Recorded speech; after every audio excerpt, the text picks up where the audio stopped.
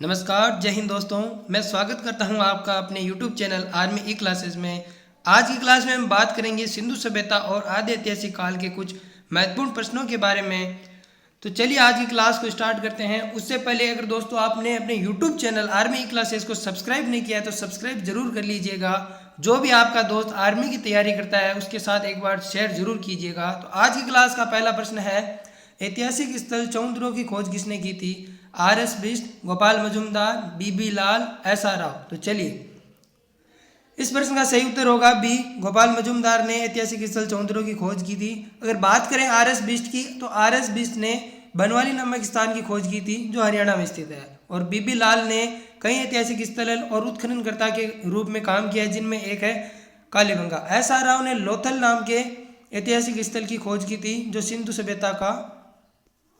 सभ्यता का बंदरगाह था। अगला प्रश्न है, सूतका गंडोर स्थल की खोज किसने की थी? ऑप्शन आपके सामने स्क्रीन पर है, यज्ञदत्त शर्मा, जगपति जोशी, एस.आर. राव, ऑरेंजटाई। तो इस प्रश्न का सही उत्तर होगा डी, ऑरेंजटाई। ऑरेंजटाई ने सूतका गंडोर स्थल की खोज की थी जो वर्तमान पाकिस्तान में है। पाकिस्तान में दास्क नदी पर स्थित सिंधु सभ्यता का सबसे पश्चिमी छोर कौन सा है? यह प्रश्न हम पहले भी पढ़ चुके हैं। तो बताइए आप इस प्रश्न का सही उत्तर क्या होगा? Option A Manda, B Daimabad, C Sutkagendor, D Ropar. तो इसका सही उत्तर होगा सी सूतका गंडोर, जो पश्चिम में स्थित है सिंधु सभ्यता के और सबसे पश्चिमी छोर है सभ्यता का। अगला प्रश्न है, सिंधु घाटी सभ्यता की खुदाई में सर्वाधिक स्थल कहाँ से खोजे गए? राजस्थान, पाकिस्तान, उत्तर प्रदेश, गुजरात। इसमें हम पहले भी बात कर चुके हैं। ये प्रश्न आपका HW का रहेगा। आप कमेंट में जरूर बताइएगा इसका सही उत्तर क्या होगा। अगला प्रश्न है, सिंधु सभ्यता का पतन नगर किसे कहा जाता है? पतन नगर यानी बंदरगाह धोलावीरा, रोपड़, लोथल और रंगपुर।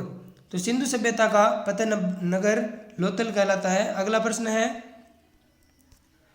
युगल समाधान या युगल समाधि के साक्ष्य कहाँ से मिले हैं? ऑप्शन आपके सामने है। Option A Lothal, B Dholavira, C Kalibanga, D Harappa. तो युगल समाधान के साक्ष्य लोथल से प्राप्त हुए हैं। आपको बता देते हैं, युगल समाधान का अर्थ है कि दो शवों को एक साथ दफनाया गया या समाधि बनाई गई, उनका अर्थ है युगल समाधान। तो युगल समाधान के साक्ष्य लोथल से प्राप्त होते हैं। अगला प्रश्न है, एकमात्र ऐसा स्थान जहां घरों के दरवाजे सीधे मुख्य सड़क पर खुलते हैं। ऐसा कौन सा स्थान था जहां घरों के दरवाजे हैं जो सीधे मुख्य सड़क पर खुलते थे? मोहनजोदड़ो, लोथल, रंगपुर, हड़प्पा।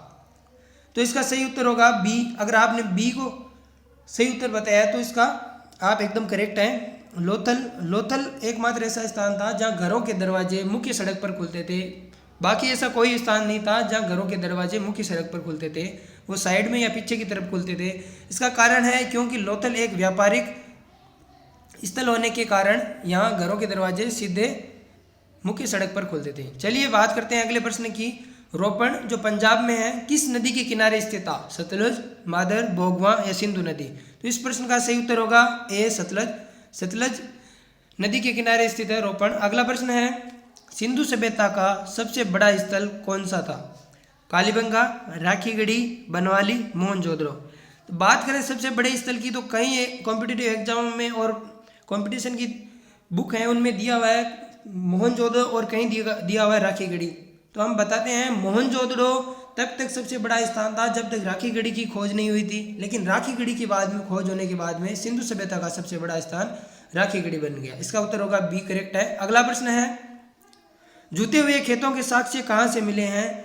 कालीबंगा राजस्थान, राखीगढ़ी हरियाणा, बनवाली हरियाणा, रोपड़ पंजाब। चलिए बताइए इसका सही उत्तर क्या होगा। जिस भी भाई ने इसका सही उत्तर कालीबंगा बताया है, कालीबंगा राजस्थान हनुमानगढ़ जिले में स्थित है, उसका सही होगा। यहाँ जूते हुए खेतों के साक्ष्य प्राप्त हुए हैं। अगला प्रश्न है, खुदाई के दौरान टेराकोटा या मिट्टी से निर्मित वस्तुएं कहाँ से प्राप्त हुई है?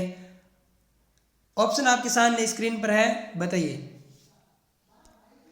इस प्रश्न का सही उत्तर होगा बनवाली से टेराकोटा या मिट्टी के सिक्के, मिट्टी से बनी चीजें यहाँ से प्राप्त हुई है। और बनवाली एक ऐसा स्थान था जो शहरी प्रतीत न होकर ग्रामीण प्रतीत होता था सिंधु घाटी सभ्यता का, क्योंकि यहाँ की सड़कें टेढ़ी मेढ़ी और टूटी फूटी हुई थी। यहाँ नालियों के कोई साक्ष्य प्राप्त नहीं हुए थे, इसलिए ये शहरी न होकर ग्रामीण स्थल था सिंधु घाटी सभ्यता का। अगला प्रश्न, सिंधु सभ्यता किस प्रकार की सभ्यता थी? अभी हमने पिछले प्रश्न में बात किया था, बताइए। सिंधु सभ्यता भारत की सबसे प्राचीन सभ्यता थी और ये एक प्रकार की शहरी सभ्यता थी। अगला प्रश्न है, सिंधु सभ्यता का विस्तार किस दिशा में कम हुआ था? उत्तरी, पूर्वी, पश्चिमी, दक्षिणी? तो हमने पिछली क्लास में बात किया था, सिंधु सभ्यता का विस्तार पूर्वी दिशा में बहुत ही कम हुआ है और पूर्वी दिशा में सिंधु सभ्यता का अंतिम स्तर है आलमगीरपुर, जो उत्तर प्रदेश में स्थित है, मेरठ में। अगला प्रश्न है, सिंधु वासियों का पवित्र वृक्ष कौन सा था? मतलब जिस वृक्ष की सिंधु वासी पूजा करते थे वह वृक्ष कौन था? खेजड़ी, तुलसी, पीपल, नीम? इस प्रश्न का सही उत्तर होगा पीपल। सिंधु वासियों का पवित्र वृक्ष है जो वो पीपल था। अगला प्रश्न है, विश्व की सबसे प्राचीन सभ्यता कौन सी थी? ऑप्शन आपके सामने स्क्रीन पर है, चलिए बताइए। ऑप्शन ए पारस की सभ्यता, बी मेसोपोटामिया की सभ्यता, सी सिंधु सभ्यता, डी मिस्र की सभ्यता? तो बात करते हैं सिंधु सभ्यता की, तो ये इसके साक्ष्य 2300 से 1750 ईसा पूर्व तक इसके साक्ष्य प्राप्त हुए हैं। लेकिन बात करें मेसोपोटामिया की सभ्यता की, तो 5000 बीसी से भी पुराने इसके साक्ष्य प्राप्त हुए हैं। तो भारत विश्व की सबसे प्राचीन सभ्यताओं में से ये एक है, या फिर विश्व की सबसे प्राचीन सभ्यता मेसोपोटामिया की ही सभ्यता है। इसका सही उत्तर होगा बी। अगला प्रश्न है, विश्व की पहली नगरीय सभ्यता कौन सी थी?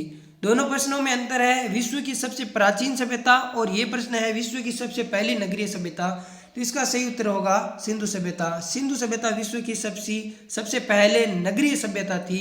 अगला प्रश्न है, पुरातात्विक अध्ययन की वर्णमाला किसे कहा जाता है? सिक्कों को, उपन्यास को, मृदभांड को, शिलालेखों को? तो पुरातात्विक अध्ययन की वर्णमाला मृदभांड को कहा जाता है। अगला प्रश्न है, सर्वाधिक मृदभांड के साक्ष्य कहाँ से प्राप्त हुए हैं? तो इसका उत्तर बताने से पहले हम आपको बता देते हैं मृदभांड का अर्थ क्या होता है। मृदभांड का अर्थ होता है मिट्टी से बने हुए बर्तन होते हैं, उन्हें मृदभांड कहा जाता है। तो प्राचीन काल में सर्वाधिक मृदभांड के साक्ष्य हस्तिनापुर, हरियाणा से प्राप्त हुए हैं। लेकिन बात करते हैं सबसे पहले कौन से स्थान से मृदभांड के साक्ष्य प्राप्त हुए हैं, तो वो है इलाहाबाद, प्रयागराज। यहाँ से नवपाषाण कालीन मृदभांड के साक्ष्य प्राप्त हुए हैं। अगला प्रश्न है, मृदभांड के आयु का निर्धारण किस विधि द्वारा किया जाता है? ए यूरेनियम डेंटिंग, थर्मोल्यूमिनेसेंस, सी कार्बन डेंटिंग, डी जैविक घड़ी विधि? मृदभांड की आयु का निर्धारण थर्मोल्यूमिनेसेंस विधि के द्वारा किया जाता है। बात करें कार्बन डेंटिंग, तो जीवाश्म की आयु का निर्धारण कार्बन डेंटिंग विधि द्वारा किया जाता है। अगला प्रश्न है, विश्व में मृदभांड के जनक कौन थे? फ्लिंडर, बीबी लाल, बीके थापर, अगस्टस? तो बात करें विश्व में मृदभांड के जनक, तो फ्लिंडर महोदय को विश्व में मृदभांड के जनक कहा जाता है। और बात करें भारत में मृदभांड के जनक, तो बीबी लाल को भारत में मृदभांड के जनक कहा जाता है। आज की क्लास में बस इतना ही, मिलते हैं आपसे अगले वीडियो में, तब तक के लिए जय हिंद, जय भारत।